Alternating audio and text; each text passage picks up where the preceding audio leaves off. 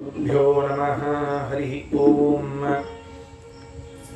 जयति हरिरचिन्त्यः सर्वदेवैकवन्द्यः परमगुरुरभीष्टवाप्तिदः सज्जनानां निखिलगुणगणार्णो नित्यनिर्मुक्तदोषः सरसिजनयनोऽसौ श्रीपतिर्मानदो नः अशेषवाग्जाड्यमलापहन्त्री नवं नवं स्पष्टसुवक्प्रदायिनी ममेघ जिह्वाग्रसुरङ्गनर्तकी भवप्रसन्ना रमणी च मे श्रीः व्याप्तिर्यस्य निजे निजेन महसा पक्षे सपक्षे स्थितिः व्यावृत्तिश्च विपक्षतोऽथ विषये सक्तिर्न वै बाधिते नैवास्ति प्रतिपक्षयुक्तिरतुलम् शुद्धं प्रमाणं समे भूयात् तत्त्वविनिर्णयाय भगवान् आनन्दतीर्थो मुनिः वाणिते करवण्यम्ब चरणो हृदि सर्वदा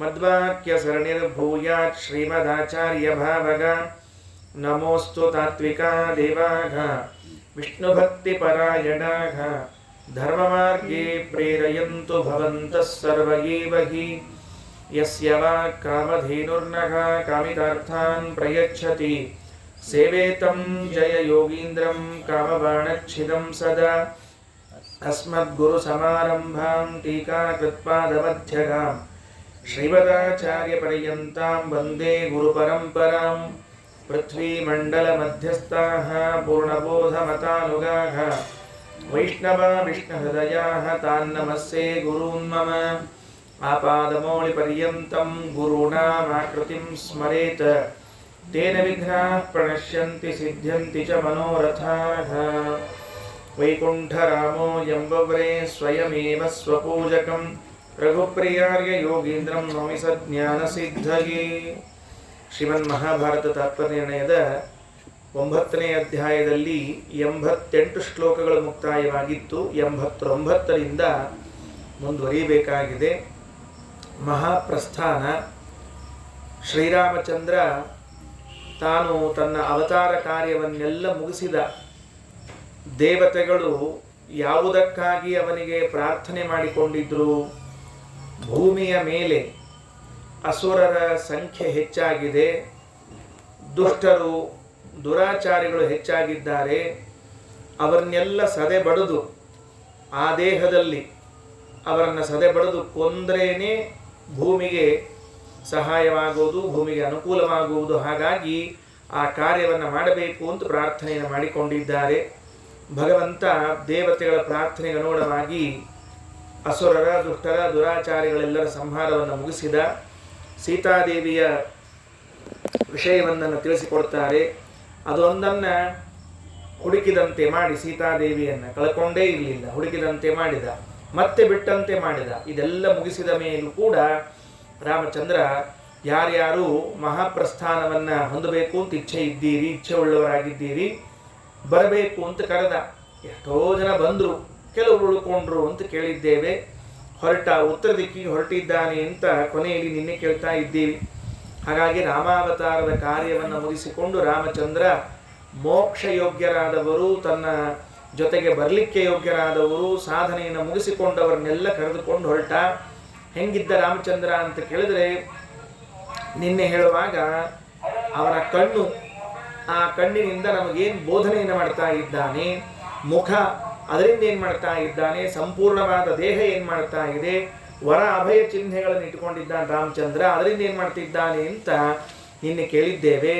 ಜ್ಞಾನಂ ನೇತ್ರಾಬ್ಜ ಯುಗ್ಮಾನ್ ಮುಖವರ ಕಮಲಾತ್ ಸರ್ವ ವೇದಾರ್ಥ ಸಾರಾನ್ ತನ್ವಾ ಬ್ರಹ್ಮಾಂಡ ಬಾಹ್ಯಾಂತರಮಧಿಕ ರುಚ ಭಾಸಯನ್ ಭಾಸುರಾಸ್ಯಃ ಸರ್ವಾಭೀಷ್ಟಾಭಗೆ ಚ ಸ್ವಕರವರಯುಗೇ ನಾರ್ಥಿನಾಮಾದಧಾನಃ ಪ್ರಾಯಾದ್ದೇವಾದಿದೇವಃ ಸ್ವಪದಮಭಿಮುಖಶ್ಚೋತ್ತರಾಶಾಂ ವಿಶೋಕಾಂ. ಇದನ್ನು ಕಣ್ಣಿನಿಂದ ಜ್ಞಾನವನ್ನು, ಮುಖದಿಂದ ಸರ್ವ ವೇದಾರ್ಥಗಳನ್ನು, ದೇಹದ ಪ್ರಕಾಶದಿಂದ ಬ್ರಹ್ಮಾಂಡದ ಒಳಗೂ ಹೊರಗೂ ಬೆಳಕನ್ನು ಉಂಟು ಮಾಡ್ತಾ, ವರ ಕೈಯಿಂದ, ವರ ಚಿಹ್ನೆಯನ್ನು ಹಿಡಿದುಕೊಂಡಿರುವಂತಹ ಕೈಯಿಂದ ಭಕ್ತರ ಅಭೀಷ್ಟಗಳನ್ನು, ಅಭಯ ಚಿಹ್ನೆಯನ್ನು ಹಿಡಿದಿರುವಂತಹ ಕೈಯಿಂದ ಅಭಯವನ್ನು ನೀಡ್ತಾ ಭಗವಂತ ಉತ್ತರ ದಿಕ್ಕಿಗೆ ಹೊರಟ ಅಂತ ನಿನ್ನೆ ಕೇಳಿದ್ದೇವೆ. ಇವತ್ತು ಮುಂದೆ ಅದ್ಯ ಕಥಾ ಪ್ರಸಕ್ತಿ 89ನೇ ಶ್ಲೋಕದಿಂದ ಮುಂದೆ ಪ್ರಾರಂಭ. ರಾಮ ಉತ್ತರ ದಿಕ್ಕಿಗೆ ಮುಂದೆ ಹೊರಟಿದ್ದಿದ್ರೆ ಅವನ ವೈಭವವನ್ನು ನೋಡಬೇಕಂತ. ಶ್ರೀರಾಮಚಂದ್ರ ತಾನು ಮಹಾಪ್ರಸ್ಥಾನವನ್ನು ಹೊಂದುತ್ತಾ ಇದ್ದಾನೆ. ಹೊಂದ್ತಾ ಇರುವಾಗ ಅವನಿಗೆ ಛತ್ರ, ಚಾಮರ, ವ್ಯಜನ ಎಲ್ಲ ಸೇವೆಗಳು, ವೇದಘೋಷಗಳು ಎಲ್ಲ ಆಗ್ತಾ ಇವೆ ಅಂತೆ.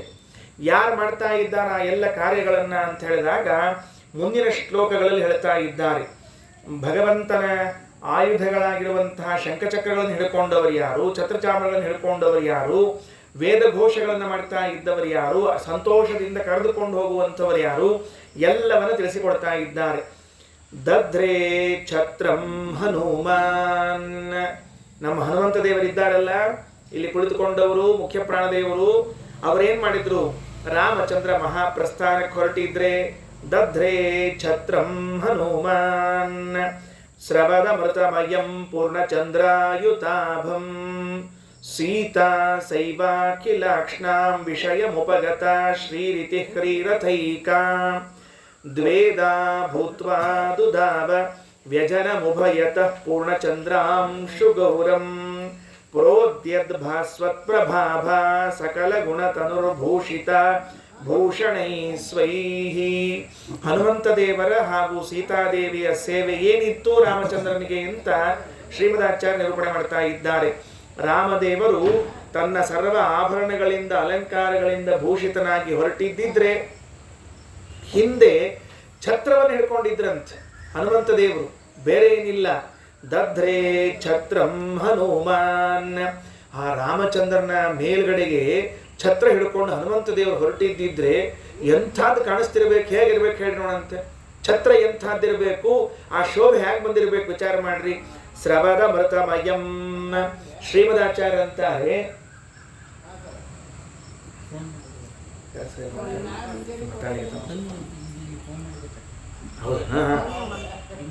ಸ್ರವದ ಮೃತಮಯಂ ದಧ್ರೇ ಛತ್ರಂ ಹನುಮಾನ್ ಸ್ರವದ ಮೃತಮಯಂ ಪೂರ್ಣಚಂದ್ರಾಯುತಾಭಂ ಸೀತಾ ಸೈವಾಖಿಲಾಕ್ಷ್ಣಾಂ ವಿಷಯಮುಪಗತ ಶ್ರೀರಿತಿ ಹ್ರೀರಥೈಕ. ಹನುಮಂತ ದೇವರು ರಾಮದೇವರ ಜೊತೆಗೆ ಹೊರಟಿದ್ದಾರೆ. ರಾಮದೇವರ ಹಿಂದುಗಡೆಗೆ ನಿಂತುಕೊಂಡು ಛತ್ರವನ್ನು ಹಿಡ್ಕೊಂಡು ಬಂದಿದ್ದಾರಂತೆ. ಎಂಥ ಛತ್ರ ಅಂತ ಕೇಳಿದ್ರೆ ಸ್ರವದ ಮೃತಮಯಂ. ಅದು ಸ್ರವದ ಮೃತಮಯಂ, ಅಮೃತಸ್ರಾವಿಯಾಗಿರುವಂತಹ ಛತ್ರ ಅಂತ. ಬಹಳ ಆಶ್ಚರ್ಯ. ನಾವು ಅಂತಹ ಛತ್ರಗಳನ್ನೆಲ್ಲ ನೋಡಿರೋದಿಲ್ಲ. ಬಹಳ ಅಂದರೆ ಛತ್ರ ಹೆಂಗಿರ್ತದೆ ನಮಗೆ ಅಂದ್ರೆ, ಅದು ಮಳೆ ನೀರು ಬರೋದನ್ನು ತಡಿತಿರಬಹುದು, ಬಿಸಿಲಿನಿಂದ ತಡಿತಿರಬಹುದು, ಇಷ್ಟು ಬಿಟ್ಟರೆ ಇನ್ನೇನು ಇರೋದಿಲ್ಲ ಛತ್ರಗಳಲ್ಲಿ.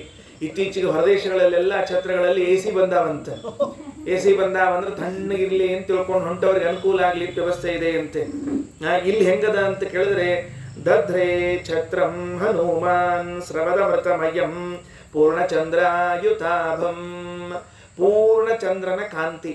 ಹುಣ್ಣಿಮೆ ದಿವಸ ಪೂರ್ಣ ಚಂದ್ರ ಬಂದಿದ್ದಿದ್ರೆ ಏನು ಸುಂದರವಾದ ಕಾಂತಿ ಇರ್ತದೋ ಆ ಕಾಂತಿಯ ಛತ್ರ ಇತ್ತಂತೆ. ಆಶ್ಚರ್ಯ. ವಿಚಾರ ಮಾಡಿ ನೋಡ್ರಿ ಹೆಂಗಿರ್ಬೇಡ. ಅದು ಭಾರೀ ಚಂದಾದ ಒಂದು ಛತ್ರಿ ಸೋರ್ತಾ ಇದೆ. ಏನು ಹರಿತಾ ಇದೆ ಅಂತಂದ್ರೆ ನೀರು ತೊಡಗ್ತಾ ಇಲ್ಲ, ಅಮೃತವೇ ತೊಡಗ್ತಾ ಇದೆ ಅಂತೆ. ಸ್ರವದ ಮೃತಮಯಂ ಪೂರ್ಣಚಂದ್ರಾಯುತಾಭಂ.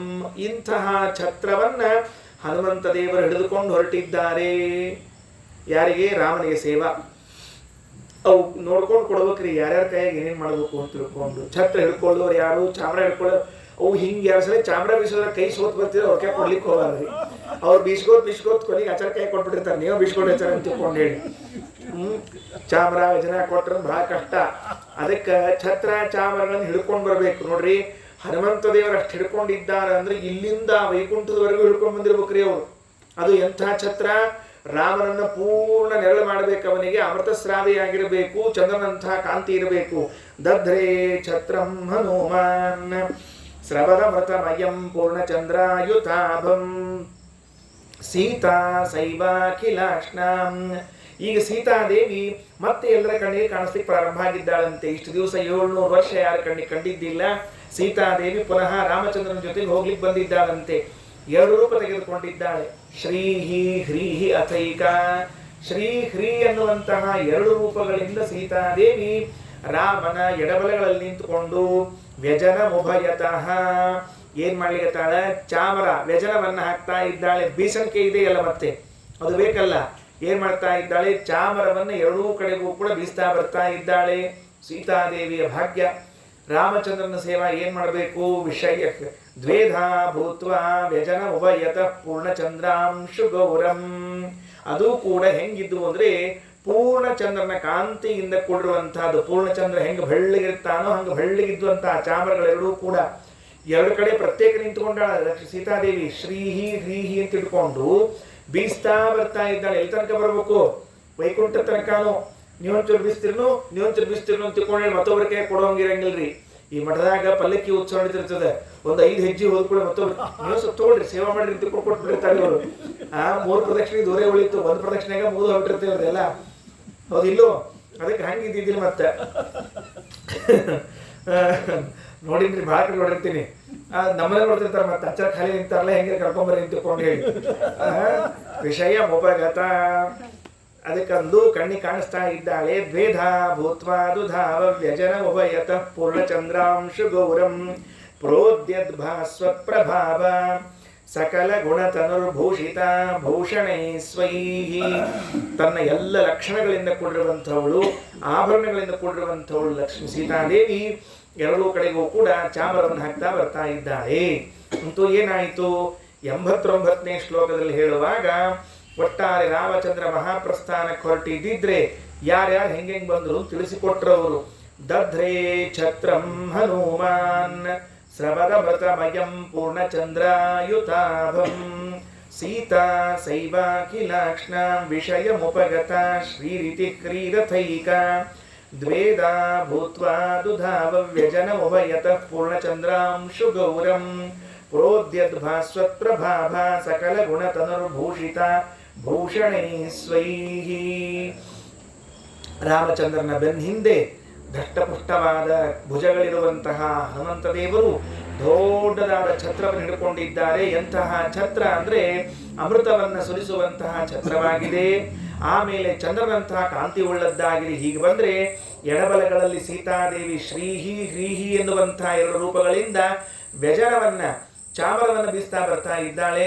ನೋಡ್ರಿ, ಮುಂದೆ ಒಂದು ರೂಪ ಬರ್ತದೆ ಮತ್ತೆ ಹನುಮಂತ ದೇವರದ್ದು, ಅರ್ಥಾತ್ ಮೂಲ ರೂಪದ ವಾಯುದೇವರು. ಮುಂದೆ ಬ್ರಹ್ಮಾದಿ ದೇವತೆಗಳು ವೇದಘೋಷಗಳನ್ನು ಮಾಡ್ತಾ ಇದ್ರೆ ಅಲ್ಲಿ ನಿಂತುಕೊಂಡು ವೇದಘೋಷವನ್ನು ಮಾಡ್ತಾ ಇದ್ದಾರಂತೆ. ಮೂಲ ರೂಪದ ವಾಯುದೇವರು ವೇದಘೋಷವನ್ನು, ಕೆಳಗಡೆಗೆ ಹಿಂದ್ಗಡೆಗೆ ರಾಮಚಂದ್ರನ ಬೆನ್ನ ಹಿಂದ್ಗಡೆಗೆ ಛತ್ರವನ್ನು ಹಿಡ್ಕೊಂಡು ಬಂದಿದ್ದಾರೆ. ಇನ್ನ ಆ ಶ್ರೀನಿವಾಸ ದೇವರಿಗೆ ಶಂಖಚಕ್ರ ಇಟ್ಟಿರ್ತಾರೆ ಮ್ಯಾಲ ಹಿಂಗ, 2 ಕಡೆ ನೆನಪವಿಲ್ಲೋ, ಅದು ಸ್ವತ್ತ ಕಲ್ದು ಹಿಂಗೆ ಇಟ್ಟಿದ್ದವು 2. ಅದಕ್ಕೆ ರಾಮಗೂ ಕೂಡ ಶಂಖ ಚಕ್ರ ಹಿಂಗೆ ಹಿಡ್ಕೊಂಡು ಬರ್ಲಿಕ್ಕೆ ನನ್ನ ಬಾಜುಕ. ಯಾಕ ರಾಮನ 4 ಕೈಗಳನ್ನ ಹೇಳ್ಬಿಟ್ಟಾರೆ ಈಗಾಗಲೇ. ಒಂದು ಕೈಯಲ್ಲಿ ಬಿಲ್ಲು, ಇನ್ನೊಂದು ಕೈಯಲ್ಲಿ ಬಾಣ, ಒಂದು ಕೈ ವರ, ಒಂದು ಕೈ ಅಭಯ ಅಂತ ಹೇಳಿ ಆದ ಮೇಲೆ ಶಂಖ ಚಕ್ರ ಹಿಡ್ಕೊಂಡು ಬರ್ಬೇಕಲ್ಲ. ರಾಮನ ಚಿಹ್ನೆಗಳು ಎಲ್ಲಿ ಹೋದವು ಅಂದ್ರೆ 90ನೇ ಶ್ಲೋಕದಲ್ಲಿ ಸಾಕ್ಷಾತ್ ಚಕ್ರತನುಸ್ತಥೈವ ಭರತಶ್ಚಕ್ರಂ ದದದ್ದಕ್ಷಿಣೇ ನಾಯಾತ್ ಸಂವ್ಯತ ಏವ ಶಂಖವರಭೃತ ಶಂಖಾತ್ಮಕ ಶತ್ರುಘ ಅಗ್ರೆ ಬ್ರಹ್ಮ ಪುರೋಗಮ ಸ್ವರಗಣ ವೇದಾಶ್ಚ ಸಂಕಾರಕಾಃ ಪಶ್ಚಾತ್ ಸರ್ವ ಜಗಜ್ಜಗಾಮ ರಘುಪಂ ಯಾಂತಂ ನಿಜಂ ಧಾಮತಂ. ಸಾಕ್ಷಾತ್ ಚಕ್ರತನು.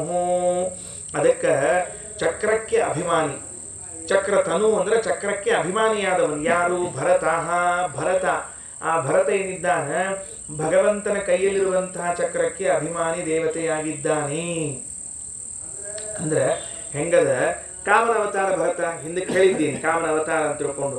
ಕಾಮ ವರಾದ್ ರಥಾಂಗತ್ವ ಮಮಾಪಹರೇಹೇ ಶ್ರೀಮದಾಚಾರ್ಯರು 3ನೇ ಅಧ್ಯಾಯದಲ್ಲಿ ಹೇಳುವಾಗ ಭಗವಂತನ ಒಂದೊಂದು ಆಯುಧಗಳಿಗೆ ಒಬ್ಬೊಬ್ಬರು ಅಭಿಮಾನಿ ದೇವತೆಗಳು. ಅವರವರೇ ಕೇಳಿಕೊಂಡು ನಾನಿದಕ್ಕೆ ಅಭಿಮಾನಿ ಆಗ್ತೀನಿ ಅಂತ ತಿಳಿದುಕೊಂಡು ಅದರಲ್ಲಿ ದುರ್ಗಾದೇವಿ ಈಗಾಗಲೇ ಚಕ್ರಕ್ಕೆ ಇದ್ದೇ ಇದ್ಲು ಅಭಿಮಾನಿಯಾಗಿ. ಹಾಗಿದ್ರೂ ಕೂಡ ಮತ್ತೆ ಕಾಮ ತಾನು ತಪಸ್ಸು ಮಾಡಿ ದೇವರಿಗೆ ನಿನ್ನ ಚಕ್ರಕ್ಕೆ ನನಗೂ ಅಭಿಮಾನಿಯಾಗಿ ಮಾಡಿಕೋ ಅಂತ ಹೇಳಿದ್ದಕ್ಕೆ ಭಗವಂತ ಆಯಿತು ಅಂತ ತಿಳಿದುಕೊಂಡು ಅವ್ರ ಚಕ್ರಕ್ಕೆ ಅಭಿಮಾನಿ ಮಾಡಿದ್ದಾರೆ.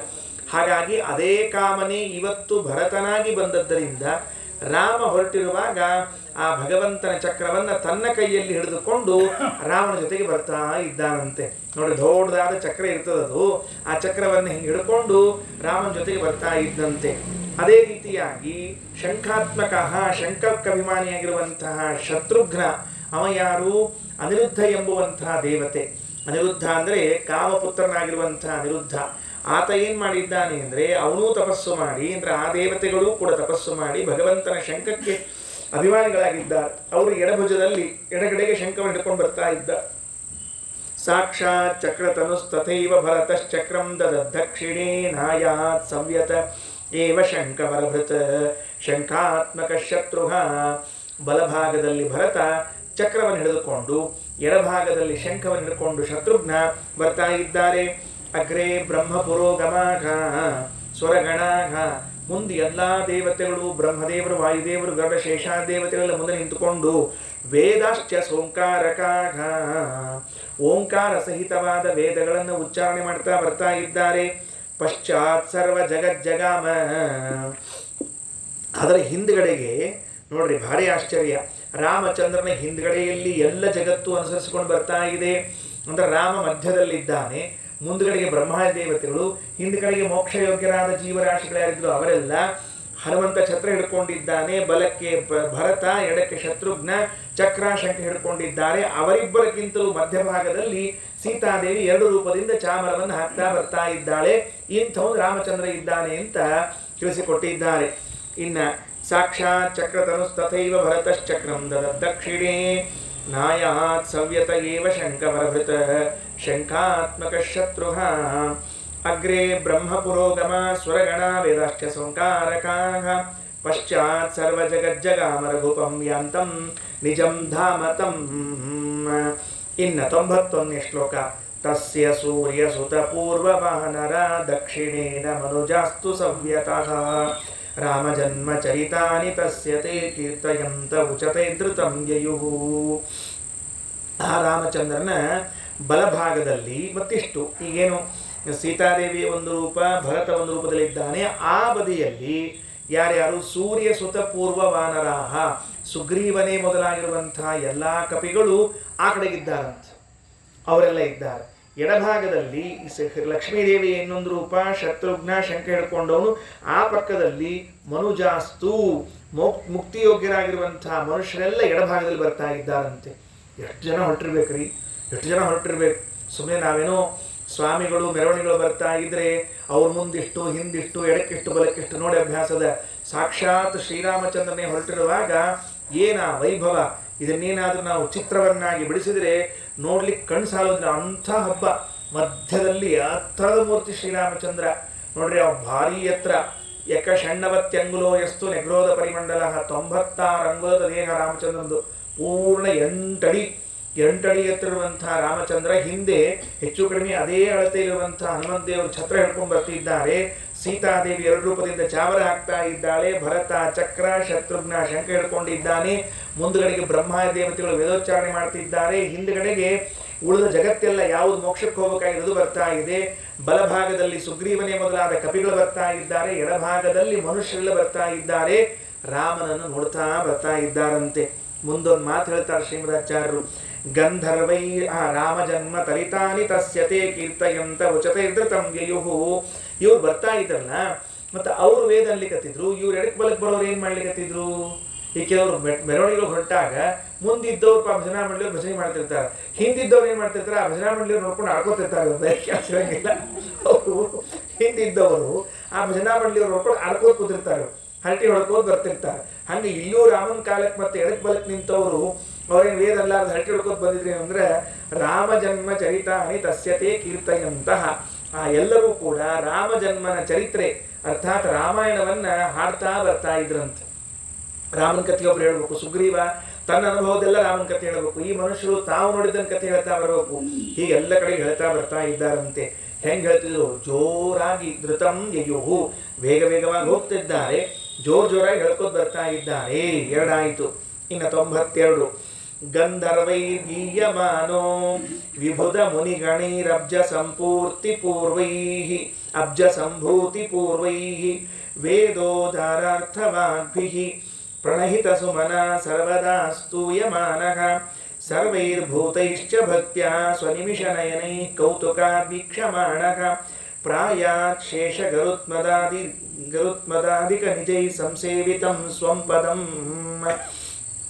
ಗಂಧರ್ವೈರ್ಗೀಯಮಾನಃ ಗಂಧರ್ವರಿಂದ ಹಾಡಿಸಿಕೊಳ್ತಾ ಇರುವಂಥವನು ಅಬ್ಜ ಸಂಭೂತಿ ಪೂರ್ವೈಹಿ ಬ್ರಹ್ಮದೇವರೇ ಮೊದಲಾದ ವಿಭುಧ ಮುನಿಗಣೈಹಿ ದೇವತೆಗಳು ಋಷಿಗಳು ಮೊದಲಾದವರಿಂದ ವೇದ ಉದಾರ ಅರ್ಥವಾಗ್ಭಿ ಉತ್ತಮವಾದ ವೇದವೇ ಮೊದಲು ಉತ್ತಮ, ಆ ವೇದದ ಉತ್ತಮವಾದ ಅರ್ಥಗಳಿಂದ ಕೂಡಿಕೊಂಡು ಪ್ರಣಹಿತ ಸುಮನಾಹ ಪುಷ್ಪವೃಷ್ಟಿಯನ್ನು ಮಾಡಿಸ್ಕೊಳ್ತಾ ಬರ್ತಾ ಇದ್ದಂತೆ. ಹೆಂಗಿರ್ಬೇಡ್ರಿ ರಾಮಚಂದ್ರ, ಈ ಬ್ರಹ್ಮಾದಿ ದೇವತೆಗಳು ವೇದ ಹೇಳೋದಷ್ಟೇ ಅಲ್ಲದೆ ಅರ್ಥಾನುಸಂಧಾನವನ್ನು ಮಾಡ್ತಾ ಕೈಯಲ್ಲಿ ಪುಷ್ಪವನ್ನು ಹಿಡ್ಕೊಂಡು ರಾಮನ ಮೇಲೆ ಪುಷ್ಪವೃಷ್ಟಿ ಮಾಡ್ತಾ ಇದ್ದಾರಂತೆ. ಏನ್ ಭಾಗ್ಯ ಇರಬೇಡ, ನೆನೆಸ್ಕೊಂಡ್ರೆ ಆಶ್ಚರ್ಯ ಆಗ್ತದೆ. ನಾವು ಮಾಡೋದು ದೂರ ಉಳಿತ್ರಿ, ಏನೋ ದೇವ್ರಿಗೆ ಹೂ ಏರ್ಸೋ ಪ್ರಸಂಗ ಬಂದಿರ್ತದೆ, ಮನೆಯೊಳಗೆ ಪೂಜೆ ಮಾಡ್ತಿರ್ತೀವಿ, ಅದು ಏನು ನಮ್ಮ ಹೂ ಏನಿರ್ತಾವ್ರಿ 1, 2 ಇರ್ತಾವ. ಏರ್ಸಿದ ಕೂಡಲೇ ಅವು ದೇವ್ರ ಮೇಲೆ ನಿಲ್ತಿರಂಗಿಲ್ಲ, ತಳ ಡುಬುಕ ಬಿದ್ದು ಹೋಗ್ತಿರ್ತಾವ. ಯಾಕಂದ್ರೆ ದೇವ್ರ ಅಂತಿರ್ತಾವ ನೀ ಏರ್ಸ್ಲಿಕ್ಕೆ ಹೋಗ್ಬೇಡಪ್ಪ ಹೂ, ಮತ್ತೆ ಯಾಕಂದ್ರೆ ಏರ್ಸಿದ ಮೇಲೆ ಮತ್ತೆ ಅದನ್ನ ಅನ್ಕೋತ್ ಕೊಡ್ತಿ, ಹೆಂಗೆ ಏರ್ಸಿದ್ದೆ ಗೊತ್ತದೆ ನಿನಗೆ ಅಂತ ತಿಳ್ಕೊಂಡು ಕೇಳೋ ನೀ, ಅದಕ್ಕೆ ಸುಮ್ಮನೆ ಏರ್ಸ್ಬೇಡ ಅಂತ ದೇವ್ರ ತಳ ಬೆಳೆಸ್ಬಿಡ್ತಾರೆ. ಇರೋ 4 ಹೂಗಳನ್ನ ಅದು ನಾವು ಏನು ಮಂತ್ರ ಅಂತೀವಿ ಏನು ತಂತ್ರ ಅಂತೀವಿ ಗೊತ್ತಿಲ್ಲ, ಅದಕ್ಕೆ ವೇದ ಮಂತ್ರಗಳನ್ನು ಹೇಳ್ತಾ ಅರ್ಥಗಳನ್ನು ಅನುಸಂಧಾನ ಮಾಡ್ತಾ ಪುಷ್ಪಗಳನ್ನು ಭಗವಂತನಿಗೆ ಏರಿಸಬೇಕಂತೆ. ಶ್ರೀಮದಾಚಾರ್ಯರು ಒಂದು ಸೂತ್ರವನ್ನು ಹಾಕಿಕೊಟ್ಟಿದ್ದಾರೆ. ವೇದೋದಾರಾರ್ಥವಾಗ್ಭಿ ಪ್ರಣಹಿತ ಸುಮನ ಸರ್ವದಾ ಸ್ತೂಯಮಾನಃ. ಏನು ಸೂತ್ರ ಹಾಕಿಕೊಟ್ಟರು ಶ್ರೀಮದಾಚಾರ್ಯರು? ಶ್ರೀಮದಾಚಾರ್ಯರು ಹಾಕಿಕೊಟ್ಟ ಸೂತ್ರ ಏನು ಅಂದರೆ, ಭಗವಂತನಿಗೆ ಪುಷ್ಪ ಸಮರ್ಪಣೆಯನ್ನು ಮಾಡುವಾಗ ಒಂದು ವೇದ ಮಂತ್ರವನ್ನು ಉಚ್ಚಾರಣೆ ಮಾಡಿ ಅದರ ಅರ್ಥಾನುಸಂಧಾನ ಮಾಡ್ತಾ ಇರಿಸಲಿ ಅಂತ ಹೇಳಿಕೊಟ್ಟಿದ್ದಾರೆ. ಯಾಕಂದರೆ ಬ್ರಹ್ಮಾದಿ ದೇವತೆಗಳು ಅದೇ ಕೆಲಸ ಮಾಡ್ತಾ ಇದ್ರಂತೆ.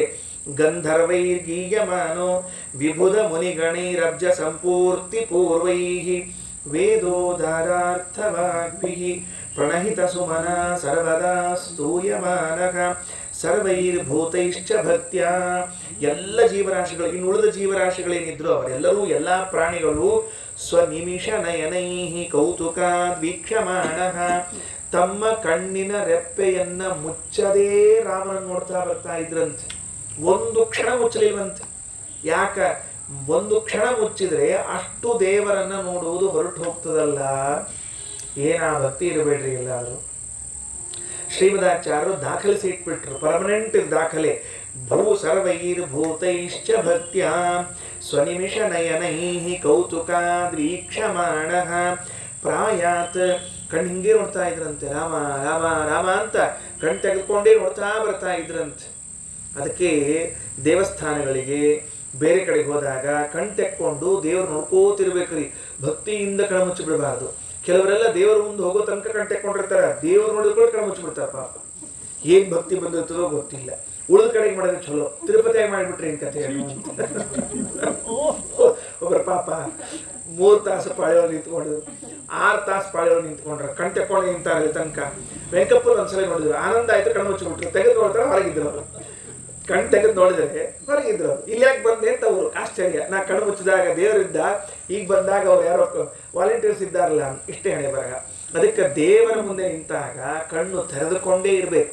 ಅವರೆಲ್ಲ ತೆರೆದುಕೊಂಡಿದ್ರಂತೆ. ಸರ್ವೈರ್ಭೂತೈಶ್ಚ ಭಕ್ತ್ಯಾ ಸ್ವನಿಮಿಷ ನಯನೇ ಕೌತುಕಾದ್ ವೀಕ್ಷಮಾಣಃ. ಅತ್ಯಂತ ಕುತೂಹಲದಿಂದ ನೋಡ್ತಾ ಇದ್ದಾರೆ. ಇಂಥವನು ಪ್ರಾಯಾತ ಹೊರಟ ಸ್ವಾಮಿ ಶೇಷ ಗರುತ್ಮದಾದಿಕ ನಿಜೈಃ ಸಂಸೇವಿತಂ ಸ್ವಪದಂ. ಗರುಡಶೇಷಾದಿಗಳಿಂದ ಸೇವಿತವಾದ ತನ್ನ ಪದ, ತನ್ನ ಮನೆ, ಅಲ್ಲಿಗೆ ಹೊರಟಿದ್ದಾನೆ. ಸರಿ, ಮುಂದೆ 93. ಬ್ರಹ್ಮರುದ್ರ ಗರುಡೈ ಸಶೇಷಕೈ ಪ್ರೋಚ್ಯಮಾನ ಸುಗುಣೋರು ವಿಸ್ತರಃ ಆರುರೋಚ ವಿಭುರಂಬರಂ ಶನೈಸ್ತೆ ಚ ದಿವ್ಯ ವಪುಷೋಭವಂಸ್ತದಾ. ಇದಿಷ್ಟು ಅಯೋಧ್ಯೆಯಿಂದ ಹೊರಗೆ ನಡ್ಕೊಂಡು ರೋಡ್ನಲ್ಲಿ ಹೊರಟಿದ್ದು, ದಾರಿಯಲ್ಲಿ ಭೂಮಿ ಮೇಲೆ ಇದ್ದ. ಇನ್ನು ಇಲ್ಲಿಗೆ ಬಂದ ಮೇಲೆ ಇದ್ದಕ್ಕಿದ್ದಂತೆ ಶನೈಹಿ ಅಂಬರಂ, ಆಕಾಶಕ್ಕೆ ಏರ್ಬಿಟ್ಟ ರಾಮಚಂದ್ರ. ಈ ವಿಮಾನ ಟೇಕ್ ಆನ್ ಆಗ್ತಿರ್ತದೆ, ಹಿಂಗೆ ಮೇಲೆ ಇರ್ತದೆ, ಹಂಗೆ ಏರ್ಬಿಟ್ಟ ಶ್ರೀರಾಮಚಂದ್ರ. ಮೇಲೆ ಇದ್ದ ಕೂಡಲೇ ನೋಡಿ ಒಂದು ಆಶ್ಚರ್ಯ ಆಯಿತು ಅಂತ. ಏನಾಯಿತು? ಬ್ರಹ್ಮರುದ್ರ ಗರುಡೈ ಸಶೇಷಕೈ ಪ್ರೋಚ್ಯಮಾನ ಸುಗುಣೋರು ವಿಸ್ತರಃ. ಇಷ್ಟೊತ್ತು ವೇದ ಹೇಳ್ತಾ ಇರುವಂತಹ ಬ್ರಹ್ಮಾದಿ ದೇವತೆಗಳು ಈಗ ಭಗವಂತನ ವೇದಾರ್ಥವಾದ ಭಗವಂತನ ಗುಣಗಳನ್ನು ಹೇಳಿಕ್ಕೆ ಶುರು ಮಾಡಿದಂತೆ. ಈ ವೇದದಿಂದ ಇಂಥ ಗುಣ, ಈ ಮಂತ್ರದಿಂದ ಇಂಥ ಗುಣವನ್ನು ಹೇಳಿದಂತಾಗ್ತದಲ್ಲ ಅಂತ ಗುಣಚಿಂತನೆ ಮಾಡ್ತಾ ಇದ್ದಾಗ ರಾಮ ಆರುರೋಹ ವಿಭುರಂಬರಂ, ಅಂಬರಂ ಆರೋಹ ಏರಿದ ಶನೈಹಿ ಮೆಲ್ಲಕ. ಆ ಇಷ್ಟೊತ್ತು ಯಾವ್ಯಾವ ಬಂದದ್ದು ನೋಡ್ರಿ, ಯಾವು ಹುಲ್ಲು ಕಡ್ಡಿ ಬಂದಿತ್ತು, ಇರಿವಿ ಬಂದಿತ್ತು, ಕತ್ತೆ ಬಂದಿತ್ತು ಅಂತ ಹೇಳಿದ್ರಲ್ಲ, ಅವೆಲ್ಲ ಆ ಕ್ಷಣದಲ್ಲಿ ಅಷ್ಟು ಆ ದೇಹವನ್ನು ಬಿಟ್ಟು ದಿವ್ಯ ವಪುಷೋ ಭವಂಸ್ತದ, ವಿಲಕ್ಷಣವಾದ ಸುಂದರವಾದ ದಿವ್ಯ ರೂಪವನ್ನು ಪಡೆದುಕೊಳ್ತಾ ಇದ್ದಾರಂತೆ. ಮೋಕ್ಷಕ್ಕೆ ಹೋಗಬೇಕಾದ ರೂಪಗಳು ಎಂಥದ್ದಿವೆಯೋ ಆ ಎಲ್ಲ ರೂಪಗಳನ್ನು ಪಡೆದುಕೊಂಡಿದ್ದಾರೆ. ರಾಮನ ಜೊತೆಗೆ 4 ಹೆಜ್ಜೆ ನಡೆದುಕೊಂಡು ಬಂದರು. ಅವರು ಮುಕ್ತಿಯೋಗ್ಯರೇ. ಪ್ರಾರಬ್ಧ ಕರ್ಮಾನುಗುಣವಾಗಿ ಅವರದ್ದು ಶರೀರ ಇರುವೆ ಶರೀರ, ಆಮೇಲೆ ಕತ್ತೆಯ ಶರೀರ, ಹುಲ್ಲಿನ ಶರೀರ, ಮತ್ತೊಂದೇನೋ ಶರೀರ ಇತ್ತು. 4 ಹೆಜ್ಜೆ ರಾಮನ ಜೊತೆಗೆ ಹೋದ ರಾಮ ಮೇಲೆ ಹೊರಟ ಕೂಡಲೇ ಅವರೆಲ್ಲ ದೇಹಗಳು ಬಿದ್ದೋಗಿ ದಿವ್ಯವಾದ ದೇಹ ಬರ್ತಾ ಇದೆಯಂತೆ. ಹಾಗಾಗಿ ನಾವು ರಥೋತ್ಸವಗಳಾಗ್ತಾ ಇದ್ರೆ, ಪಲ್ಲಕ್ಕಿ ಆಗ್ತಾ ಇದ್ರೆ, ಆ ದೇವರ ಪ್ರತಿಮೆಗಳು ಕುಳಿತಿದ್ರೆ, ಒಳಗಡೆಗೆ ಪರಮಾತ್ಮ ಸಚ್ಚಿದಾನಂದ ಕೂತಿದ್ದಾನೆ ಅಂತ ತಿಳಿದುಕೊಂಡು 4 ಹೆಜ್ಜೆ ಹೋದ್ರೆ ಸಾಕು, ನಮ್ದು ಪ್ರಾರಬ್ಧ 5ನೇ ಹೆಜ್ಜೆಗೆ ಬಿದ್ದೇ ಹೋಗ್ಬಿಡ್ತದೆ. ಹೇಳಿದ್ರಲ್ಲ ಆಚಾರ್ಯರು, ಬಿದ್ದೋಯ್ತು ಅವರ ದೇಹಗಳೆಲ್ಲ ಹೊಸದಾಗಿ ಬಂತು ಅಂತ ಹೇಳಿಲ್ವೇ ಆಚಾರ್ಯರು? ಅಂದಮೇಲೆ ಬ್ರಹ್ಮ ರುದ್ರ ಗರುಡೈ ಸಶೇಷಕೈ ಪ್ರೋಚ್ಯಮಾನ ಸುವಿರೋ ಸುಗುಣೋರು ವಿಸ್ತರ ಆರುರೋಹ ವಿಭುರಂಬರಂ ಶನೈಹಿ ತೇಜ ದಿವ್ಯ ಉಪಶೋಭವಂಸ್ತದ. 94 ಏನಂತಾರೆ ನೋಡ್ರಿ, ಅಥ ಬ್ರಹ್ಮ ಹರಿಂ ಸ್ತುತ್ವ ಜಗಾದೇಜಂ ವಚೋ ವಿಭುಂ. ಎಲ್ಲರೂ ಮೇಲೆ ಹೋದ್ರು, ಯಾವ್ಯಾವ ಸ್ಥಾನಕ್ಕೆ ಹೋಗ್ಬೇಕು ಆ ಲೋಕಕ್ಕೆ ಹೋದ್ರು.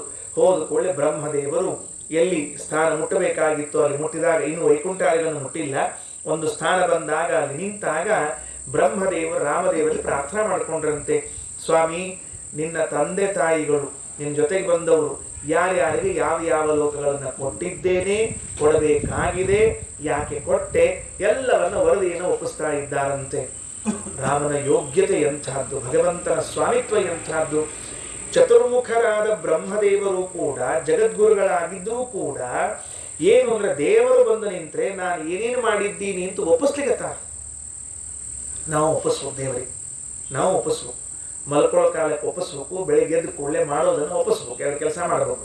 ಅಥ ಬ್ರಹ್ಮ ಹರಿಂ ಸ್ತುತ್ವ, ಬ್ರಹ್ಮದೇವರು ಹರಿಯ ಸ್ತೋತ್ರ ಮಾಡಿ ಜಗಾದ ಇದಂ ವಚಃ ವಿಭುಂ, ಭಗವಂತನ ಮುಂದೆ ಇದು ಹೇಳಿದಂತೆ, ತ್ವರಾಜ್ಞೆಯ ಮಯಾ ದತ್ತಂ ಸ್ಥಾನಂ ದಶರಥಸ್ಯ ಹಿ, ಭಗವಂತ ನಿನ್ನ ಆಜ್ಞೆಯಂತೆ ಉತ್ತಮವಾದ ಸ್ಥಾನವನ್ನು ದಶರಥರಿಗೆ ಕೊಟ್ಟಿದ್ದೇನೆ. ತಂದೆ ಮಾತೃದೇವೋಭವ ಪಿತೃದೇವೋಭವ, ತಂದೆ ಎನಿಸಿಕೊಂಡು ನಾವು ಆ್ಯಕ್ಚುಲಿ ತಾಯಿಗೆ ಗೌರವ ಕೊಡಬೇಕು ಅಂತ ಹೇಳಿದ ಶಾಸ್ತ್ರ, ಅದು ಏನು ವಿವಾದ ಇಲ್ಲ. ತಾಯಿಯ ಹೊಟ್ಟೆಗಿಂತಲೂ ಮೊದಲು ತಂದೆ ಹೊಟ್ಟೆಯಲ್ಲಿ ಇರ್ತೀವಿ ನಾವು ಮೊದಲು ತಂದೆ ಹೊಟ್ಟೆಯಲ್ಲಿ ಇದ್ದ ಮೇಲೆ ತಾಯಿ ಹೊಟ್ಟೆಗೆ ಬರ್ತೇವೆ. ಅಂದಮೇಲೆ ಮೊದಲು ನಮ್ಮನ್ನು ಧರಿಸಿದವರು ಯಾರು ಗರ್ಭದಲ್ಲಿ ಇದ್ರೆ ಅಪ್ಪ. ಅದಕ್ಕೆ ದಶರಥ ಮಹಾರಾಜ ಇದ್ನಲ್ಲ, ನಿನ್ನನ್ನು ಪಡಿಬೇಕು ಅಂತ ಅಶ್ವಮೇಧ ಯಾಗವನ್ನು ಮಾಡಿದ, ಮತ್ತೆ ಋಷ್ಯಶೃಂಗರನ್ನು ಕರ್ಕೊಂಡು ಬಂದ, ವಸಿಷ್ಠರನ್ನು ಕರ್ಕೊಂಡು ಬಂದ, ಎಲ್ಲ ತಪಸ್ಸು ಮಾಡಿ ನಿನ್ನ ಪಡೆದ್ನಲ್ಲ, ಅಂಥ ನಿನ್ನ ತಂದೆಗೆ ಉತ್ತಮವಾದ ಲೋಕವನ್ನು ಕೊಟ್ಟಿದ್ದೇವೆ. ತ್ವದಾಜ್ಞೆಯ ಮಯಾ ದತ್ತಂ ಸ್ಥಾನಂ ದಶರಥಸ್ಯ ಹಿ. ಸರಿ ಆಯಿತು. ಮುಂದೆ ನಮ್ಮವ್ವ ಕೌಸಲ್ಯ ಸುಮಿತ್ರ ಅಕಿನೂ ಅಲ್ವ, ಮತ್ತ ಕೌಸಲ್ಯ ಸುಮಿತ್ರಿಗೆ ಏನು ಕೊಟ್ಟಿದ್ದೀಯಪ್ಪ? ಅದಕ್ಕೆ ಹೇಳಿದ್ರು, ಮಾತೃಡಾಂಚಾಪಿ ತಲ್ಲೋಕಸ್ತ್ವಯುತಾಬ್ದಾದಿತೋಗ್ರತಃ ಅನರ್ಹಾಯಾಸ್ತ್ವಯಾ ಜ್ಞಪ್ತ ಕೈಕೇಯ ಅಪಿ ಸದ್ಗತಿ. ಸ್ವಾಮಿ, ಮಾತೃಣಾಂ ನಿನ್ನ ತಾಯಿಯಾಗಿರುವಂತಹ ಕೌಸಲ್ಯಗೆ ಸುಮಿತ್ರಾದೇವಿಗೂ ತಂದೆ ನಿಮ್ಮ ಅಪ್ಪ ದಶರಥ ಯಾವ ಲೋಕದಲ್ಲಿದ್ದಾನಲ್ಲ ಅದೇ ಲೋಕದಲ್ಲಿ ಅವರಿಗೂ ಸ್ಥಾನ ಕೊಡಲಾಗಿದೆ. ಆದರೆ ಇವತ್ತಿನಿಂದ 10,000 ವರ್ಷಗಳ ಕಾಲ ಅವರು ಆ ಲೋಕದಲ್ಲಿ ಇರ್ತಾರೆ. ಮುಂದೆ ಅವರು ಮೋಕ್ಷಕ್ಕೆ ಹೋಗೋವರೇ. ಇಲ್ಲಿ 10,000 ವರ್ಷಗಳ ಕಾಲ ತಲ್ಲೋಕಃ ತು ಅಯುತಾಬ್ದಾದಿತೋ ಗ್ರತಃ. ನೀನು ಸ್ವರ್ಗಾರೋಹಣ ಮಾಡಿದ ಈ ದಿವಸದಿಂದ ಮುಂದೆ 10,000 ವರ್ಷಗಳ ಕಾಲ ನಿನ್ನ ತಂದೆ ದಶರಥ ಯಾವ ಲೋಕದಲ್ಲಿದ್ದಾನೋ ಅದೇ ಲೋಕದಲ್ಲೇ ಕೌಸಲ್ಯ ಸುಮಿತ್ರೆಯರು ಇರ್ತಾರೆ ಸ್ವಾಮಿ. ಸಂತೋಷ. ಅಂದ್ರೆ ಇದೆಲ್ಲ ಏನು ಅಂದ್ರೆ ಪುಣ್ಯ ಮಾಡಿದ್ದಕ್ಕೆ ಫಲ ಉಣ್ಣೋದು. ಅವರ ಸ್ವರೂಪ ಯೋಗ್ಯತೆಗನುಗುಣವಾಗಿ ನಾಳೆ ಮೋಕ್ಷವನ್ನು ಹೊಂದೇ ಹೊಂದುತ್ತಾರೆ. ತತ್ಪೂರ್ವದಲ್ಲಿದ್ದ ಸುಖ. ಹೌದು, ಕೈಕೇಯಿಗೆ ಏನ್ ಮಾಡಿದಪ್ಪ? ಅಲ್ಲಿ ಹೋದ್ರೂ ಬಿಟ್ಟಿಲ್ಲ ಕೈಕೇಯಿ ಬಗ್ಗೆ ವಿಶೇಷವಾಗಿ ಬರೀತಾರೆ ಶ್ರೀಮದಾಚಾರ್ಯ. ಏನಾಯಿತು? ಅನರ್ಹಾಯಾಹ. ವಾಸ್ತವದಲ್ಲಿ ಅವಳು ಅನರ್ಹಳು. ಎಲ್ಲಿಗೆ ಅನರ್ಹಳು? ಈ ಉತ್ತಮ ಲೋಕಕ್ಕೆ ಬರಲಿಕ್ಕೆ ಅವಳು ಅನರ್ಹರು. ಯಾಕೆ? ರಾಮನನ್ನ ಕಾಡಿಗಡ್ತಾಳೆ ಅಂದ್ರೆ ಏನು ಅರ್ಥ ಇಲ್ಲ ಆದರೂ ಅನರ್ಹಾಯ. ಆದರೆ ಏನು ಆಶ್ಚರ್ಯ ಗೊತ್ತೇನು ಸ್ವಾಮಿ? ತ್ವಯಾ ಆಜ್ಞಪ್ತ, ನೀನು ಆಜ್ಞಾ ಮಾಡಿದಿ ಏನಂತ? ಕೈಕೇಯಾಪಿ ಸದ್ಗತಿ, ಅವಳಿಗೂ ಕೂಡ ನೀವು ಸದ್ಗತಿಯನ್ನು ಕೊಡಬೇಕು ಅಂತ ಆದೇಶ ಮಾಡಿದ್ದರಿಂದ ನಾನು ಅವಳಿಗೂ ಸದ್ಗತಿಯನ್ನು ಕೊಟ್ಟಿದ್ದೇನೆ. ತುಂಬಾ ಇಂಟ್ರೆಸ್ಟಿಂಗ್ ಆದ ಪಾಯಿಂಟ್ ರಾಮಾಯಣದಲ್ಲಿ. ಕೈಕೇಯಿ ಬಗ್ಗೆ ಕೆಲವರೆಲ್ಲ ರಾಮಾಯಣ, ಈಗ ವಾಲ್ಮೀಕಿಗಳ ಬರೆದ ರಾಮಾಯಣವನ್ನು ಓದಿ, ವಾಲ್ಮೀಕಿಗಳ ರಾಮಾಯಣ ಅಂದ್ರೆ ಏನ್ರಿ, ಇತಿಹಾಸದ ಹೆಂಗದ ಹಂಗೆ ಬರ್ದಾರ.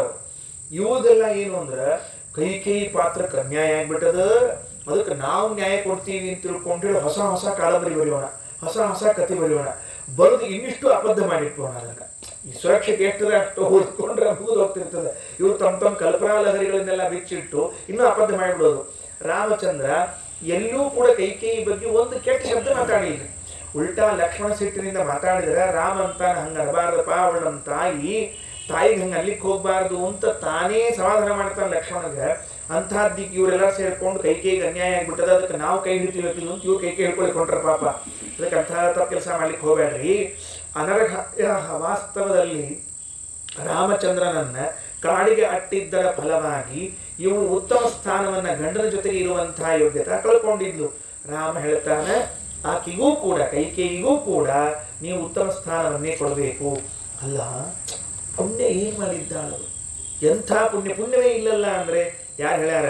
96ನೇ ಶ್ಲೋಕದಲ್ಲಿ ಸೋತ್ವಾತು ಭರತಂ ನೈಷಾ ಗಚ್ಚೇತ ನಿರಯಾನಿತಿ. ಭರತನಂಥ ಮಗನನ್ನ ಪಡೆದ ಮೇಲೂ ಈ ತಾಯಿ ನರಕಕ್ಕೆ ಹೋಗ್ತಾಳೆ ಅಂದ್ರೆ ಮಕ್ಕಳು ಯಾಕಿರಬೇಕು ಹೇಳೋಣ ಅಂತ ಕೇಳ್ತಾನೆ ರಾಮಚಂದ್ರ. ಎಂಥ ಅದ್ಭುತ ಅಲ್ಲ?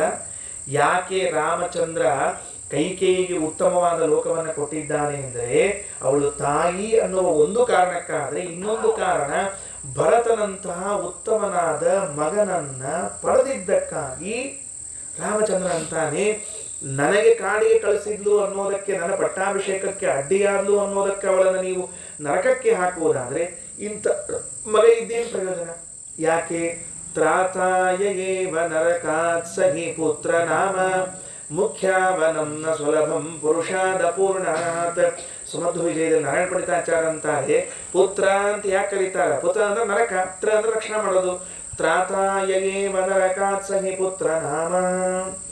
ಯಾರು ನಮ್ಮನ್ನ ನರಕಕ್ಕೆ ಬೀಳದೇ ಇದ್ದಂತೆ ಪಾರ ಮಾಡಬಲ್ಲರೋ ಅವರನ್ನ ಪುತ್ರ ಅಂತ ಕರೀತಾ ಇದ್ದಾರೆ. ಭರತನಂತಹ ಮಗನಾಗಿ ತಾಯಿಯನ್ನ ನರಕದಿಂದ ಪಾರು ಮಾಡದೇ ಹೋದರೆ ಅವಳು ತಪ್ಪು ಮಾಡಿದ್ದಾಳೆ, ರಾಮನ ವಿಷಯದಲ್ಲಿ ತಪ್ಪು ಮಾಡಿದ್ದಾಳೆ. ಆದರೂ ಅಂಥ ಮಗನ ಗುಣಗಳಿಂದ ಈ ಹೆಣ್ಣು ಮಗಳು ಉತ್ತಮವಾದ ಗತಿಯನ್ನು ಹೊಂದಬೇಕು ಅಂತ ಹೇಳ್ತಾರೆ. ಅದಕ್ಕೆ ನಾವು ನಮ್ದಷ್ಟೇ ಸಾಧನೆ ಮಾಡಿಕೊಂಡು ಹೋದ್ರೆ ಸರಿಯೋದಿಲ್ಲ. ನಮ್ಮ ಮಕ್ಕಳಿಗೂ ಕೂಡ ನಾವು ಧಾರ್ಮಿಕರನ್ನು ಮಾಡಲೇಬೇಕು. ಏನಾಗಿರ್ತದೆ, ಪೂರ್ಣ ಸಾಧನ ಅಂತ ನಮ್ದಾಗಿರೋದಿಲ್ಲ. ನಾವು ಎಷ್ಟಿದ್ರೂ ಮನುಷ್ಯರೇ, ಏನೋ ಆ ಕಡೆಗೆ ಈ ಕಡೆಗೆ ಸ್ವಲ್ಪ ಹೆಚ್ಚು ಕಡಿಮೆ ಆದರೆ ಸರಿ ಮಾಡ್ಕೊಳ್ರಿ ಅಂತ ನೋಡ್ರಿ. ಮನೆಗೆ ಅತಿಥಿಗಳು ಬಂದಾಗ ಏನೋ ಒಂಚೂರು ಹೆಚ್ಚು ಕಡಿಮೆ ಆದರೆ ಸಹನ ಮಾಡ್ಕೊಳ್ರಿ ಅಂತ ತಿಳ್ಕೊಂಡು ಎಲ್ಲ ಕಡಿಮೆ ಆಗಿರ್ತಾವೆ, ಯಾವ ಹೆಚ್ಚಾಗಿರಂಗಿಲ್ಲ ನಮ್ಮ ಸಾಧನದೊಳಗೆ. ಏನೇನೋ ತಪ್ಪುಗಳನ್ನು ಮಾಡಿರ್ತೇವೆ.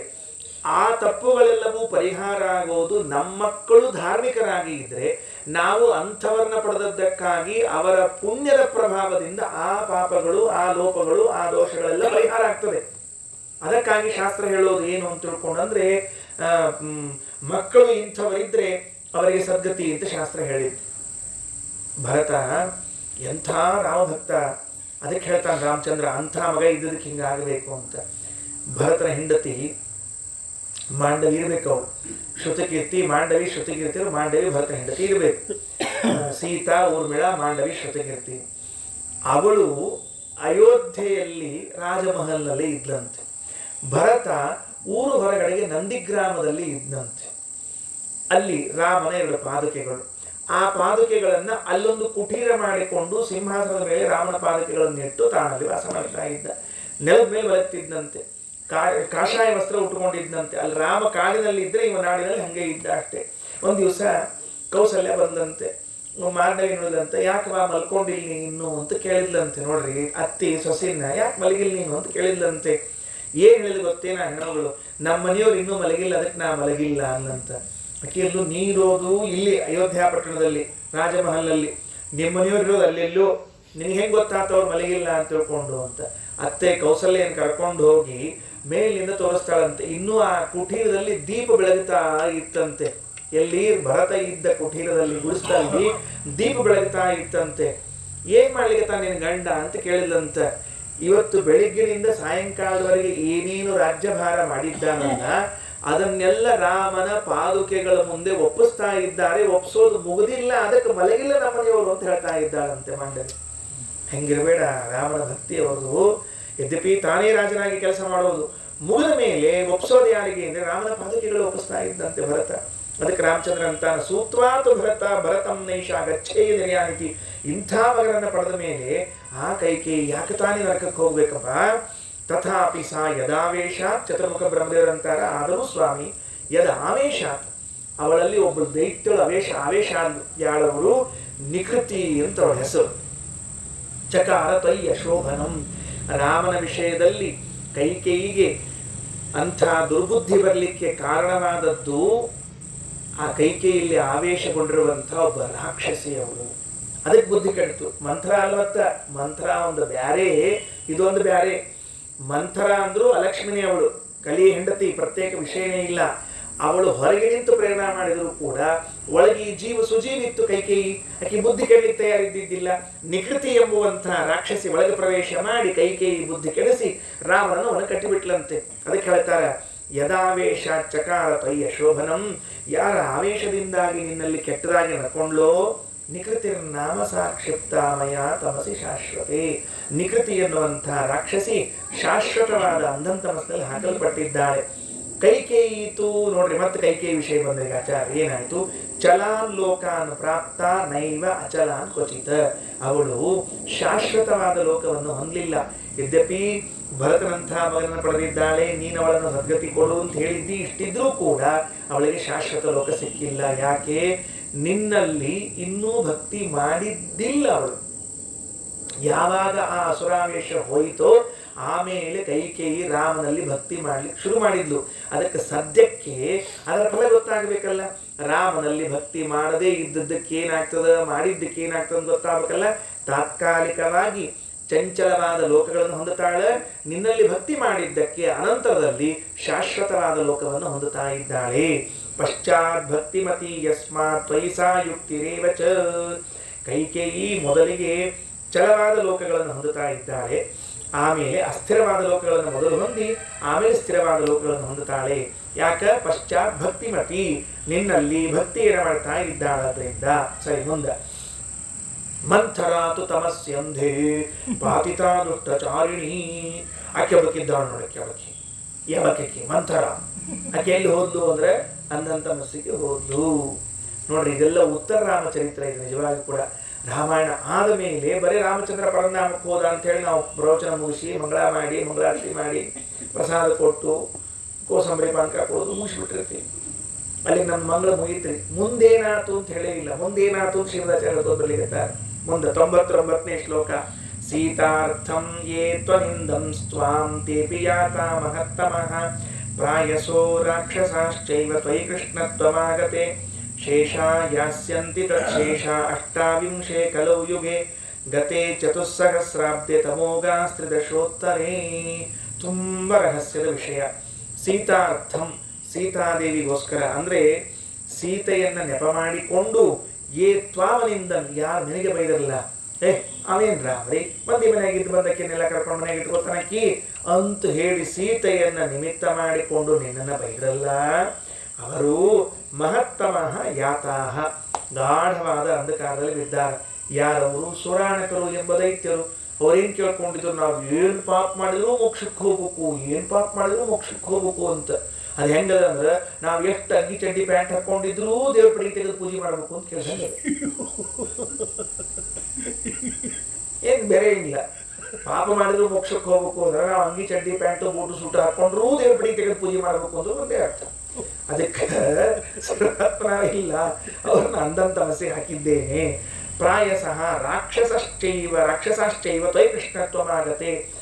ಈಗ ಯಾರು ಉಳ್ಕೊಂಡ್ರಲ್ಲ, ಇನ್ನೂ ಈಗ ಅಂದಂತ ಮಸಿಗೆ ಹೋಗ್ಯಾರ, ಇನ್ನೂ ಕೆಲವರು ಉಳ್ಕೊಂಡ್ರೆ, ಯಾಕಂದ್ರೆ ಅವ್ರದ್ದು ಇನ್ನೂ ಪೂರ್ಣ ಆಗಿಲ್ಲ ಸಾಧನ. ಅವರು ನೀನು ಕೃಷ್ಣಾವತಾರ ಎತ್ತಿ ಬಂದಾಗ ಬರ್ತಾರೆ. ಮತ್ತ ರಾಮಾವತಾರದಲ್ಲಿ ಬಂದವರು ಅವರು ಸುರಾಣಕರೆಲ್ಲ ಹೋಗ್ಬಿಟ್ರು. ಅವ್ರ ಅನುಯಾಯಿಗಳು, ಅವ್ರ ಬಾಲಂಗೋಚಿಗಳು, ಅವ್ರ ಜೊತೆಗಿದ್ದವರೆಲ್ಲ ಇದ್ದಾರಲ್ಲ, ಅವ್ರದ್ದು ಸಾಧನ ಪೂರ್ಣ ಆಗಿಲ್ಲ. ನೀ ಕೃಷ್ಣಾವತಾರ ಆದಾಗ ಅಲ್ಲಿ ಬರ್ತಾರೆ. ಆವಾಗ ನಿನ್ನ ಕಡೆಯಿಂದ ಹೊಡೆತ ತಿಂದು ಸಾಯಿತು ಸತ್ತು ಅನ್ನಂತ ಮಸಿ ಹೋಗ್ತಾರೆ. ಅಲ್ಲೂ ಕೆಲವರು ಉಳ್ಕೋತಾರಂತ. ಮತ್ತ ಕೃಷ್ಣಾವತಾರದಾಗು ಶೇಷ ಯಾಸ್ಯಂತಿ ತತ್ ಶೇಷ ಅಷ್ಟಾವಿಂಶೇ ಕಲೌ ಯುಗೇ ಅವರಲ್ಲಿ ಹುಟ್ಟಿ ಬರ್ತಾರೆ. 28ನೇ ಕಲಿಯುಗದಲ್ಲಿ ಹುಟ್ಟಿ ಬರ್ತಾರೆ. ಭಾರಿ ಆಶ್ಚರ್ಯ ಇಲ್ಲ? 28ನೇ ಕಲಿಯುಗದಲ್ಲಿ ಹುಟ್ಟಿ ಬಂದು ಯಾವಾಗ ಗತೆ ಚತುಸ್ಸಹಸ್ರಾಬ್ದೆ ತಮೋಗಾಹ ತ್ರಿದಶೋತ್ತರೆ ಅಂದರೆ 4300 ವರ್ಷ ಆದ ಮೇಲೆ ಭೂಮಿಯಲ್ಲಿ ಹುಟ್ಟಿ ಬಂದವರಾಗಿ ಏನಾಗ್ತಾರೆ, ಇಲ್ಲಿ ದುರ್ವಾದಗಳನ್ನೆಲ್ಲ ಹರಡಿಸ್ತಾರೆ. ಆ ದುರ್ವಾದಗಳನ್ನೆಲ್ಲವನ್ನು ಕೂಡ ಹರಡಿಸಿಬಿಟ್ಟು ಅನಂತರದಲ್ಲಿ ಅವರೆಲ್ಲ ಅಂಧಂತಮಸ್ಸಿಗೆ ಹೋಗ್ತಾರೆ. ಅಂದ್ರೆ ಇವತ್ತೇನು ವಿಶ್ವಂ ಮಿಥ್ಯಾ ವಿಭುರ ಗುಣವಾನಾತ್ಮನಾಂ ನಾಸ್ತಿ ಭೇದಃ ದೈತ್ಯಾಗಿದ್ದಂ ವೆದದಗಿರ ದಿಕ್ಷುಭೂಯ ಪ್ರಸಿದ್ಧಿಂ ಆನಂದಾದ್ಯೈ ಗುರುಗುಣಗಣೈಃ ಪೂರಿತೋ ವಾಸುದೇವಃ ಮಂದಂ ಮಂದಂ ಮನಸಿ ಚ ಸತಾಂ ಅಂತನೂನಂ ತಿರೋಭೂತ್. ಈ ವಾದ ಹೊರಡಿಸಿದ್ರಲ್ಲ, ವಿಶ್ವಂ ಮಿಥ್ಯಾ ವಿಭುರ ಗುಣವಾನ್, ಜಗತ್ತು ಸುಳ್ಳು, ದೇವರಿಗೆ ಗುಣಗಳಿಲ್ಲ, ನಾವೇ ದೇವರು. ಕೆಲವರು ಅಂತಿರ್ತಾರೆ god is great, I am god ಅಂತ. ಎಷ್ಟು ಚಲೋ ಇರ್ತದೆ ನೋಡ್ರಿ. ದೇವರು ಉತ್ತಮ, ನಾನೇ ದೇವರು ಅಂದ್ರೆ ನಾವು ಉತ್ತಮ ಅಂತ ಹೇಳ್ಕೊಂಡು ಲೆಕ್ಕ. ಹಿಂಗೆಲ್ಲ ಲೋಕದಲ್ಲಿ ದುಷ್ಟಶಾಸ್ತ್ರವನ್ನು ಪ್ರವರ್ತನೆ ಮಾಡಿದ್ರಲ್ಲ ಇವರು ಯಾರು ಅಂದ್ರೆ ರಾಮಾವತಾರದಲ್ಲಿ ಹೊಡೆತ ತಿಂದು ಅಂಧಂತಮಸ್ಸಿಗೆ ಹೋದವರು ಉಳಿದವರು, ಅಲ್ಲಿಂದವರು ಕೃಷ್ಣಾವತಾರದಾಗ ಬಂದು ಅಲ್ಲಿ ಹೊಡೆತ ತಿಂದವರು, ಅಲ್ಲಿ ಉಳ್ಕೊಂಡವರು, ಮತ್ತ ಕಲಿಯುಗದಲ್ಲಿ ಹುಟ್ಟಿಬಿಟ್ಟು 28ನೇ ಕಲಿಯುಗದಲ್ಲಿ ಬರೋಬ್ಬರಿ ಕೃಷ್ಣಾವತಾರ ಆದ್ಮೇಲೆ 4300 ವರ್ಷದಿಂದ ಹುಟ್ಟ್ಯಾರಂತವ್ರಲ್ಲ. ಆಚಾರ್ಯದನ್ನು ಕೂಡ ಕೊಟ್ಟಾರ ಡೇಟು. ಕೃಷ್ಣಾವತಾರ ಆಗಿ 4300 ವರ್ಷಕ್ಕೆ ಭೂಲೋಕದಲ್ಲಿ ದುಷ್ಟಶಾಸ್ತ್ರ ಪ್ರವರ್ತಕರೆಲ್ಲ ಹುಟ್ಟಿ ದುಷ್ಟಶಾಸ್ತ್ರವನ್ನು ಹರಿಸಿಬಿಟ್ಟಾರೆ. ಅವರೆಲ್ಲ ಈಗ ಮತ್ತೆ ನೆಕ್ಸ್ಟ್ ಸ್ಟೇಷನ್ ಅಲ್ಲೇ ಅದ, ಸ್ಟಾಪಿಗೆ ಹೋಗ್ತಾರೆ ಅಂತ ಹೇಳಿದರು. ತಮೋಗಾಹ ಅಂತ ಹೀಗೆ ತಿಳಿಸಿದ್ದಾರೆ ನೋಡಿ. ಇದೆಲ್ಲ ಗೂಢಾರ್ಥಗಳಿವೆಲ್ಲ. ಮುಂದೆ 101ನೇ ಶ್ಲೋಕ. ಅಥ ಯೇ ತ್ವತ್ಪದಾಂಭೋಜ ಮಕರಂದ ಕಲಿಪ್ಸವಃ ತ್ವಯಾ ಸಹಾಗತಾಸ್ತೇಷಾಂ ವಿದೇಹಿ ಸ್ಥಾನಮುತ್ತಮಂ. ಸ್ವಾಮಿ, ಇದಿಷ್ಟು ನಡೆದದ್ದು.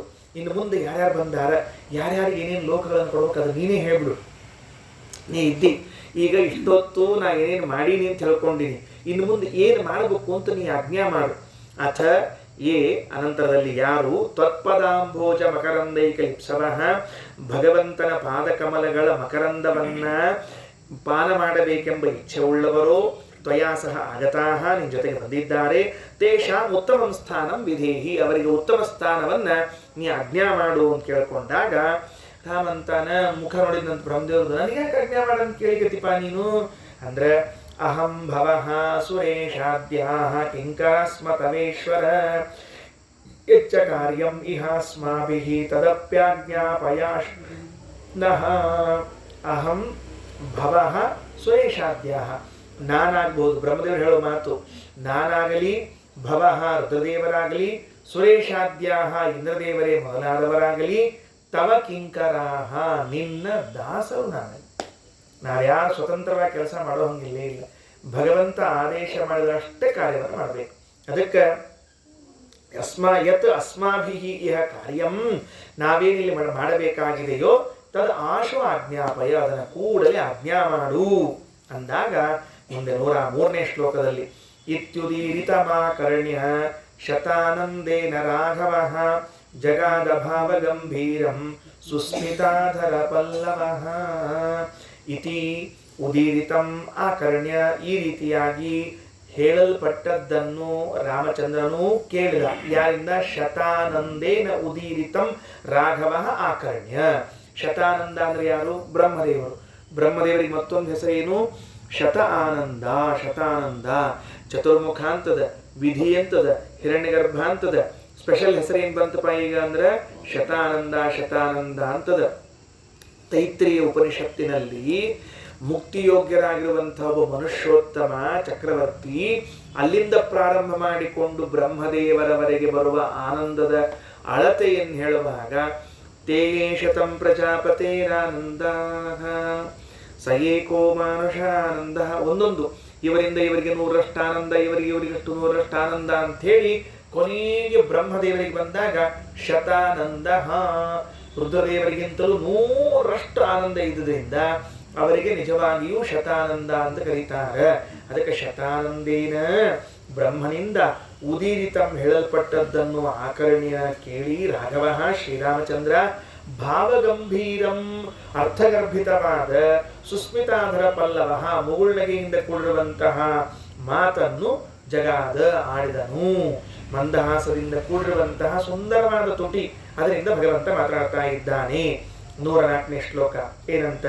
ಜಗದ್ಗುರುತ್ವವಾದಿಷ್ಟಂ ಮಯಾತೆ ಕಮಲೋದ್ಭವ ಗುರುವಾದೇಶಾನುಸಾರೇಣ ಮಯಾದಿಷ್ಟಾ ಚ ಸದ್ಗತಿ.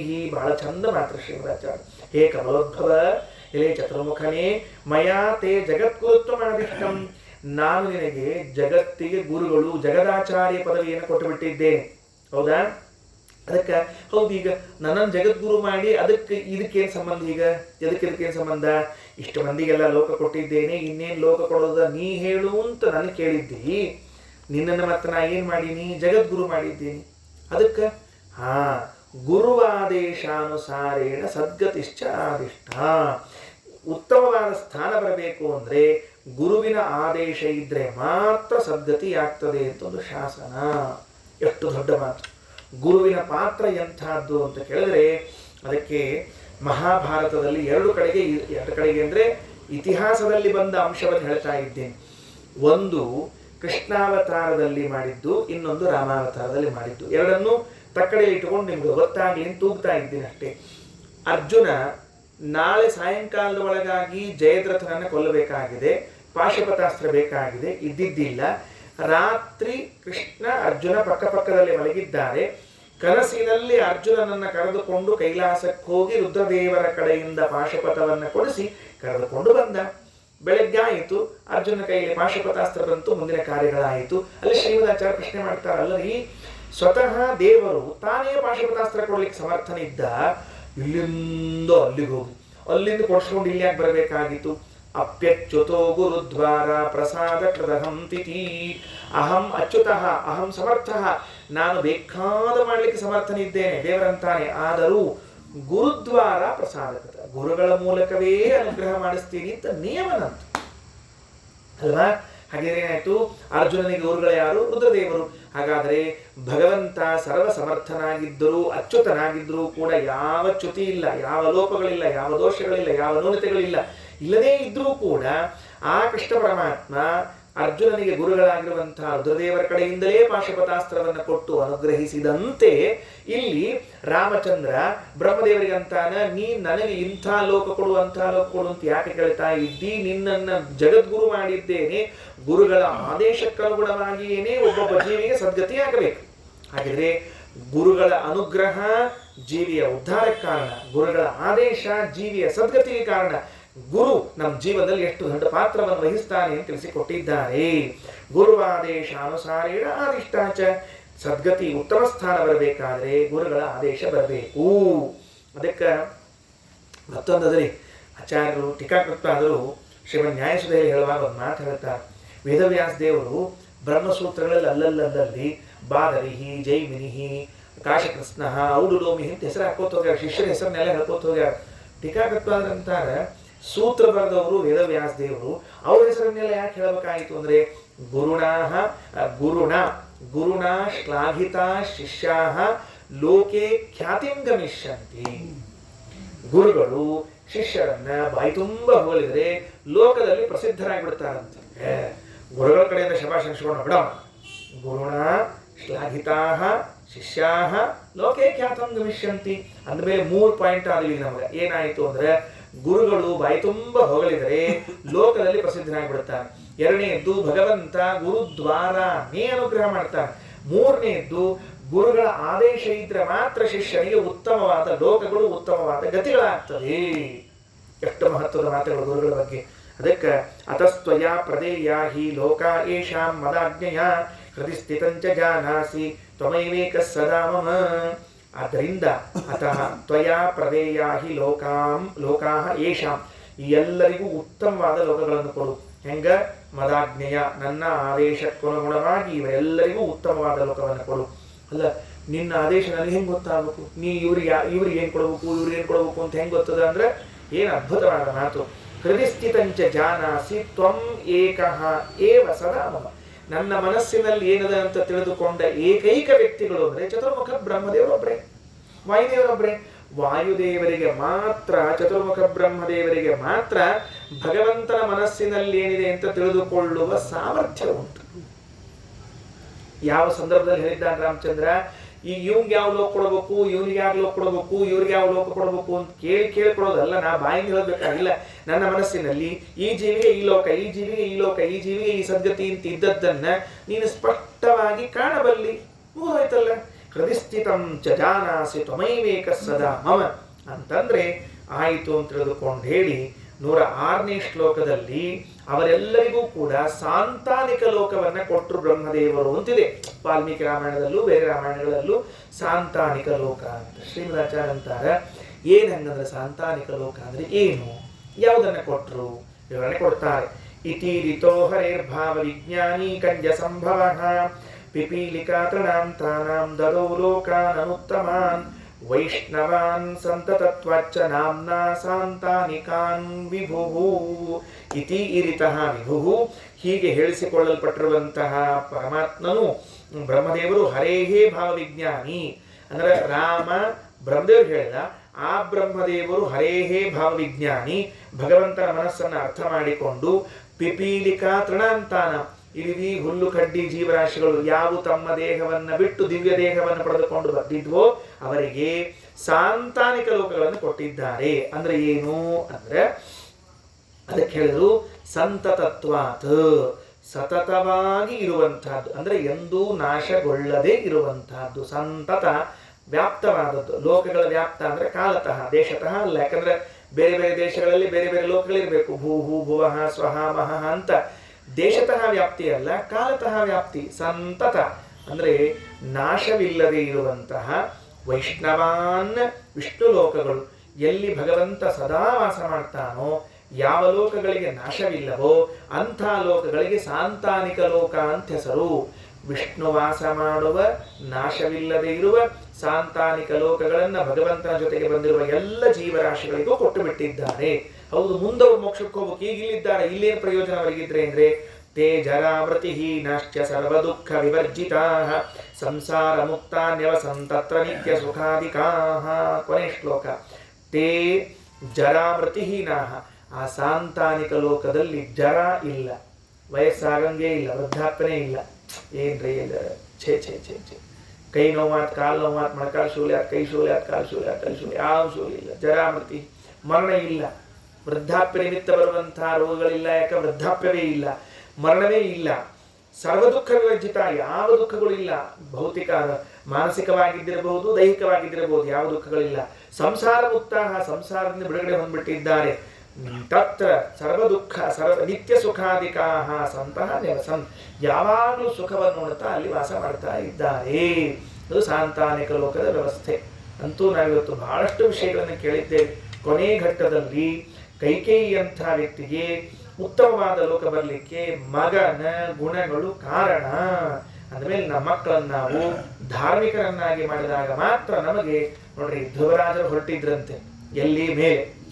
ಧ್ರುವರಾಜ ಹೊರಟಿರುವಾಗ ದೇವತೆಗಳೆಲ್ಲ ಬಂದು ಕೇಳಿದ್ರಂತ, ಬಾಪ ಧ್ರುವರಾಜ ನಿನ್ ಟೈಮ್ ಆಗಿದೆ ಹೋಗೋಣ ಬಾ ಅಂತ ಕೇಳಿದ್ರೆ ಧ್ರುವರಾಜರಂದ್ರು ಬರಂಗಿಲ್ಲ. ಯಾಕ? ನಮ್ಮವು ಎಲ್ಲಿದ್ದಾಳ ಅಂತ ಕೇಳಿದಂತ. ಅಲ್ಲೋ ನಿನಗೆ ವಿಮಾನ ತಗೊಂಡ್ಬಂದಿ, ನಿಮ್ಮವ್ಗೆ ಯಾಕಂತ ಕೇಳ, ನನ್ನನ್ನು ಹಡೆದ ತಾಯಿ ಅಕ್ಕಿಗೆ ಸದ್ಗತಿ ಆಗದೆ ಬರೀ ನನಗೆ ಸದ್ಗತಿ ಆದ್ರೆ ಏನ್ ಪ್ರಯೋಜನ, ಅದಕ್ಕೆ ಅಕ್ಕಿಗೂ ಸದ್ಗತಿ ಆಗ್ಬೇಕು ಅಂತ ಕೇಳ್ಕೊಂಡ್ರಂತ. ಆಗ ದೇವತೆಗಳಂದ್ರು, ನಿನಕ್ಕಿಂತ ಮೊದಲು ನಿಮ್ಮವ್ವ ಅಲ್ಲಿ ಬಂದು ಕೂತಾಳೆ ಈಗಾಗಲೇ ವಿಮಾನ್ಯಾಗ, ಫಸ್ಟ್ ಸೀಟ್ ಅಕ್ಕಿಲ್ಲ, ಸೆಕೆಂಡ್ ಸೀಟ್ ನಿಂತ ಹೇಳಂತ. ಹಾಗೆ ಧ್ರುವರಾಜರಂತಹ ಉತ್ತಮ ಸಂತಾನ ಪಡೆದದ್ದಕ್ಕೆ ತಂದೆ ತಾಯಿಗಳಿಗೆ ಉತ್ತಮ ಲೋಕಗಳಾದಂತೆ, ಭರತರಂಥವನ್ನು ಪಡೆದಕ್ಕೆ ಉತ್ತಮ ಲೋಕಗಳಾದಂತೆ ನಾವು ನಮ್ಮ ಸಂತಾನಗಳನ್ನ ಸತ್ಸಂತಾನವನ್ನಾಗಿ ಮಾಡಿದರೆ ನಮಗೂ ಯೋಗ್ಯವಾದ ಲೋಕಗಳಾಗ್ತದೆ ಅಂತ ತಿಳಿಸ್ತಾ ಶ್ರೀಕೃಷ್ಣಾರ್ಪಣಮಸ್ತು.